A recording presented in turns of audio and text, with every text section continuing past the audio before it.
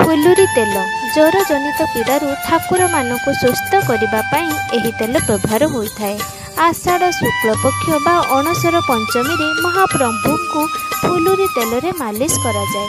तेबे फुलुरी तेल किपरि प्रस्तुत हुए आसंतु जानिबा।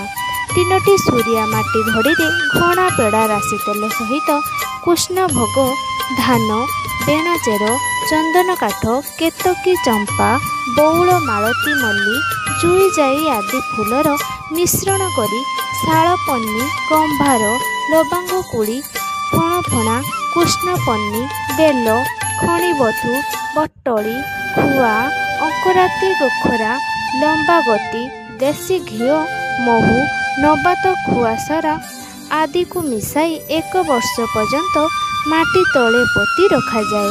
स्नान पूर्णिमा रे एहाकु बाहर करा जाए, जहाकु फुलुरी तेल कुहाजाए। पुरी स्थित बड़ ओडिया मठरू एही तेल प्रस्तुत होइथाए।